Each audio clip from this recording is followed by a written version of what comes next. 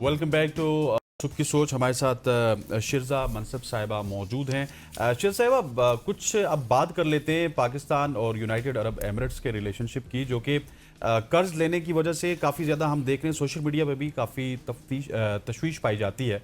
सो मुझे ये बताइएगा कि कर्ज तो हमने अब वापस देने हैं और रवां इसको माह में ही वापस देने, सो इसके रिपोर्केशंस कहीं ना कहीं अवाम को भी पे करने पड़ेंगे, क्योंकि ऑलरेडी हम देख रहे हैं कि काफ़ी ज़्यादा डायरेक्ट इनडायरेक्ट टैक्सेस अवाम दे रही है।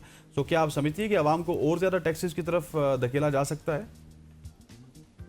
देखिए, आज भी पार्लियामेंट में और पार्लियामेंट्री पार्टी की मीटिंग में वजीर खजाना ने ब्रीफिंग दी है और वजीर पेट्रोल ने भी जो है उन्होंने भी ब्रीफिंग दी है। तमाम हालात से आगाह किया पार्लियामेंटेरियंस को, तमाम जमातों को, ऑपोजिशन को भी on the floor of the house. और उसमें ये बताया गया है कि जाहिर है कि इन हालात के अंदर माशी हालात कशीदा तो हैं और मजीद भी खुदा न खास्ता अगर तवालत इख्तियार करती है जंग तो मजीद भी कशीदा होने का खदशा है। बहरहाल हुकूमत ने अपनी प्लानिंग पूरी की हुई है और इस तरीके से की है कि कम से कम बोझ पड़े। ये अब जाहिर है तमाम खित्ते के 10 ममालिक के ऊपर भी ये बोझ आ रहा है, उनके लिए अभी हालात बढ़ रहे हैं।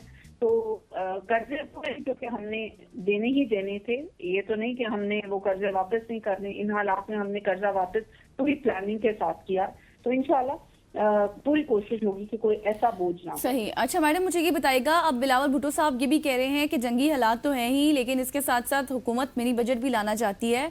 तो क्या अभी क्या पीपल्स पार्टी की राय है, क्या मौक़िफ़ है उनका? अगर ऐसा होता है तो क्या पीपल्स पार्टी साथ खड़ी होगी, साथ देगी? इसके ऊपर मुशावरत होगी। हमारी इत्तेहादी जमात है पीपल्स पार्टी और हम तमाम बड़े फैसले उनके साथ इत्तेहाद के साथ मशवरे के साथ ही करते हैं। अगर उनका ये ख्याल है और हुकूमत समझे कि ये मशवरा उनका ऐसा है कि जिससे बेहतरी आ सकती है हालात में, तो बिल्कुल उनकी मुशावरत के साथ ये सोचा जा सकता है। लेकिन अभी इसके ऊपर ऑब्वियसली मुशावरत होगी तो फिर ही कोई फैसला हो सकता है। सही हो गया ma'am, thank you so much for joining us. हमारे साथ मौजूद थी शिरजा मनसब जो कि स्टेट मिनिस्टर भी हैं क्लाइमेट चेंज को लेके। आपका बहुत बहुत शुक्रिया। ख़वातीन वज़ात, अब आगे बढ़ते हैं और अब बात करेंगे हम क्रिकेट की, पीएसएल की बात करते हैं। कल खेले गए मैच में मुल्तान सुल्तान्स ने रावलपिंडीज़ को 7 विकेटों से शिकस्त दे दी। रावलपिंडीज़ ने पहले खेलते हुए मुकर्रर 20 ओवर्स में 8 विकेटों के नुकसान पर 182 रन बनाए। रावलपिंडीज़ की जानिब से सैम बिलिंग्स 56 रन बनाकर नॉट आउट रहे। कामरान गुलाम ने 35 और डियान फोर्टस ने 24 रन बनाए। मुल्तान सुल्तान्स के स्पिनर फैसल अकरम ने 4, अरफात मिनहास ने 2 खिलाड़ियों को आउट किया। जवाब में मुल्तान सुल्तान्स ने 183 रन का हदफ 7वें ओवर में 3 विकेट के नुकसान पर हासिल किया।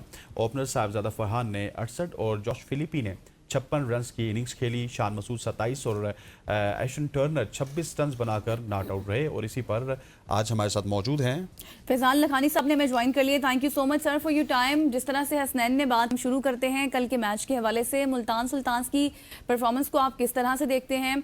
आपको लगता है कि ये एक मुकम्मल टीम परफॉर्मेंस थी और मुल्तान सुल्तान की जो बैटिंग है उसमें टॉप ऑर्डर्स ने बहुत एतमाद के साथ हदफ हासिल किया?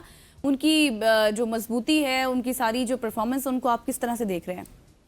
देखिए, मुल्तान आप देखें तो थ्रू आउट इस टूर्नामेंट जिस तरीके से खेल रही है वो एक ऐसा यूनिट बनकर उभर रही है कि जिसको हराना बड़ा मुश्किल नजर आ रहा है। हालांकि लाहौर के लैग में करन दस्त से वो एक मैच जरूर हारा है, बट एक कंप्लीट यूनिट की तरह खेल रही है सब मुल्तान सुल्तान की टीम से। ओपनर्स परफॉर्म कर रहे हैं, मिडिल ऑर्डर में अच्छा वहाँ पे फायर पावर मौजूद है, उनके बॉलर्स हर तरह से परफॉर्म कर रहे हैं, जो उसके यंगस्टर है वो अच्छा परफॉर्म करे। तो एक मुकम्मल एक यूनिट, ऐसा यूनिट बना हुआ है जो आपको पीएसएल जिता के देने का एक पूरा फॉर्मूला उनके पास मौजूद है।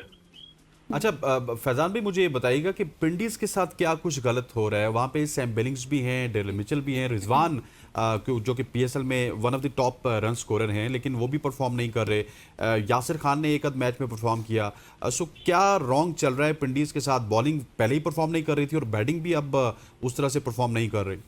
यार, ये पिंडीज और हैदराबाद ये दो ऐसी टीमें जो दोनों नई टीमें हैं और आई थिंक नई टीमों को थोड़ा वक्त जरूर लगता है एक अपनी स्ट्रेटजी फाइनल करने में, एक ऐसा जल बन के उभरने में कि जो टीम अपने एक पूरे मोमेंटम को हासिल कर सके। हो कि मुल्तान सुल्तान भी एक नई डेवलप होने वाली टीम है एक तरह से, बट ये दो टीमें जो मुझे लग रही है थोड़ी सी लेट डाउन जरूर है। और जिस तरह का स्पार्क हमें पहले पिंडी में नजर आया था वो उस तरीके से परफॉर्म कर नहीं पाई, तो बड़ा मायूस कुन आगाज ऑफ कोर्स पिंडी कर रहा है, बट आई थिंक पिंडी के पास खिलाड़ी तो वो तमाम मौजूद है जो पीएसएल के लिए या जो जो T20 क्रिकेट में एक अच्छा परफॉर्म करने की सलाहियत रखते हैं, बट जहां तक बात है कि क्यों नहीं कर पा रहा, आई थिंक उनको स्टार्ट उस तरीके से नहीं मिल पा रहा, वो स्टार्ट में नहीं मिल पा रहे। स्टार्ट में उनकी हर बार आप देखिए पिछले मैच में भी यही मसला नजर आया था, इस मैच में भी नजर आया कि स्टार्ट में बहुत ज्यादा डॉट बॉल्स हो जाती है। जो पावर प्ले जो हम अक्सर कहते हैं कि 20 ओवर की क्रिकेट में लूटना होता है, जिसके बारे में हम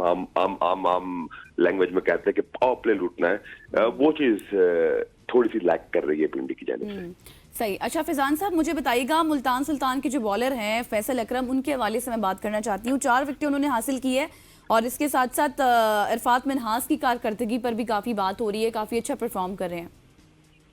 जी बिल्कुल, कल बड़ा अच्छा परफॉर्म किया, यंगस्टर परफॉर्म कर रहे हैं, और अरफात के भाई समीर, ये दोनों अच्छा परफॉर्म कर रहे हैं। मेरे ख्याल से ये दो ऐसे प्लेयर्स हैं जो पाकिस्तान सुपर लीग में I would say player to watch out होंगे। हमेशा अक्सर हम देखते हैं कि इस पीएसएल से जो अच्छे प्लेयर्स यंगस्टर्स हमारी नजरें होती है, कौन से यंगस्टर्स सामने आ सकते हैं। तो यहाँ पे अरफात मिन्हास और समीर मिन्हास, ये दो ऐसे खिलाड़ी है जिसपे नजर रखनी होगी, और परफॉर्म करके भी दे रहे। तो मेरा ये ख्याल है कि इस पीएसएल में यंगस्टर्स में देखा जाए तो ऑफकोर्स ये फैसल अकरम एक अच्छा टैलेंट मौजूद है, उसके साथ ये दो भाई मुझे यकीन है कि ये अमंगस्ट टॉप परफॉर्मर्स होंगे। अच्छा फैजान भाई, मुझे ये बताइएगा कि आप क्रिकेट को बड़े करीब से भी देखते हैं, और जिस तरह से इमर्ज हुए थे as a captain Mohammad Rizwan, Pakistan super league में टाइटल जीता, फाइनल्स खेले, पिछले 2 सीजन से रिजवान अच्छा परफॉर्म नहीं कर रहे। पिछले सीजन में भी उन्होंने 1 मैच जीता, इस सीजन में भी अभी तक उनको जीत नसीब नहीं हो सकी। सो अपनी परफॉर्मेंस भी डाउन हो रही है और एज ए कैप्टन भी वो परफॉर्म नहीं कर रहे। इसकी क्या रीजंस लगती हैं आपको?